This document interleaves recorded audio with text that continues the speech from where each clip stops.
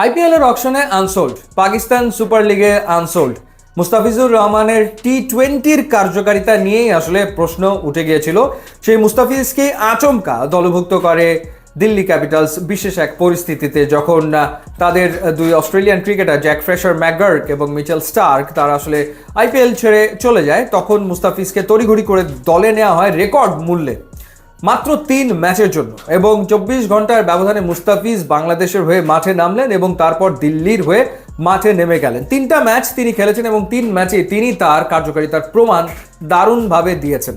So এই 3 ম্যাচে তিনি উইকেট নিয়েছেন 4টা। লাস্ট যে ম্যাচটা পাঞ্জাবের বিপক্ষে তিনি খেললেন, সেই ম্যাচে তিনি তিনটা উইকেট নিয়েছেন। ইনফ্যাক্ট উইকেটের সংখ্যা 4 হতে পারত। একেবারে শেষ বলে যদি স্টয়নিজের ক্যাচটা মুস্তাফিজ না ফেলতেন তাহলে উইকেট হয়ে যেত 4টা। আরিয়াকে তিনি আউট করেছেন, এছাড়া তিনি আউট করেছেন শশাঙ্ক সিংকে এবং তিনি আউট করেছেন মার্কো জেনসেনকে, এবং একই সাথে তিনি সাকিব আল হাসানকে টপকে গেছেন। আইপিএলে সাকিব আল হাসানের উইকেটের সংখ্যা হচ্ছে 63, এবং যদি ভুল না করে থাকি 71 ম্যাচ খেলে 63 উইকেট নিয়েছেন সাকিব আল হাসান, এবং মুস্তাফিজ তাকে ছাড়িয়ে গেলেন। মুস্তাফিজের ঠিক এই মুহূর্তে আইপিএলে উইকেটের সংখ্যা হচ্ছে 65। 60 ম্যাচে 65 উইকেট নিয়েছেন কাটার মাস্টার মুস্তাফিজুর রহমান। এবং এই সিজনের 3 ম্যাচ, সেই 3 ম্যাচে তার যে ইকোনমি রেট সেটা হচ্ছে 7.90। তার ওভারঅল আইপিএল এর যে ইকোনমি রেট সেটা হচ্ছে বেটার, 8.13।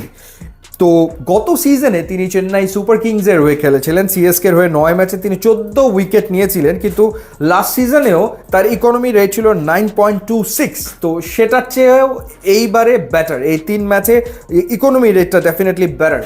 সো আইপিএল এর আবহের সাথে মানিয়ে নেওয়ার জন্য খুব সময় তো এবার আসলে মুস্তাফিজ পাননি, তড়িঘড়ি করে আসতে হয়েছে, এসেই খেলতে নেমে যেতে হয়েছে। সো পরিস্থিতি বুঝে ওঠার আগেই ম্যাচ খেলার যে ব্যাপারটা সেই ঘটনাটা ঘটেছে, তারপরেও মুস্তাফিজ কিন্তু ডেফিনেটলি সফল, এই ব্যাপারে কোনো সন্দেহ নেই। কেন বলছি সফল? যে 3টা ম্যাচ তিনি খেলেছেন, সেই 3টা ম্যাচের ভেতরে 2টো ম্যাচেই মুস্তাফিজ আসলে দলের সেরা বোলার। পাঞ্জাবের বিপক্ষে মুস্তাফিজ দলের সেরা বোলার, সবচেয়ে বেশি উইকেট 3টা উইকেট তিনি নিয়েছেন এবং তার ইকোনমি রেট সবচেয়ে ভালো, সবচেয়ে ইকোনমিক্যাল বোলিং তিনি করেছেন। এবং গুজরাট টাইটান্সের বিপক্ষে যে ম্যাচটা খেলেছিল মুস্তাফিজ, সেই ম্যাচে মুস্তাফিজ কোনো উইকেট না পেলেও সেই ম্যাচে তার ইকোনমি রেট ছিল বাকিদের থেকে বেটার। সো নিঃসন্দেহে 3 ম্যাচের ভেতরে 2 ম্যাচে মুস্তাফিজ দলের সেরা বোলার, সেটা আসলে বলাই যায়। তো যেখানে তিনি এটা প্রমাণ করেছেন, তো বলার অপেক্ষা রাখে না যে কেন কি কারণে দিল্লি আসলে মুস্তাফিজের দ্বারস্থ হয়ে তাকে দলভুক্ত করেছিল। হ্যাঁ, লক্ষ্য যেটা ছিল সেটা হয়তো ফুলফিল হয়নি, সেটা হচ্ছে প্লে অফে খেলা, সেটা হয়নি, কিন্তু মুস্তাফিজ তার কাজটা কিন্তু ঠিকঠাক করেছেন, এ ব্যাপারে কোনো সন্দেহ আসলে নাই। এখন দেখার ব্যাপার, মানে নেক্সট সিজনে মুস্তাফিজ আসলে আইপিএলে খেলবেন, আমার মনে হয় যে সেই সম্ভাবনা প্রবল হয়ে উঠেছে, এবং সেটি আসলে মুস্তাফিজের এই পারফরমেন্সের কারণে। এই 3 ম্যাচে তিনি যেভাবে করে পারফর্ম করেছেন, তাতে করে নেক্সট সিজনে তিনি যদি না খেলেন তাহলে আসলে আবার অবাক হতে হবে যে মুস্তাফিজ কেন খেলছেন না।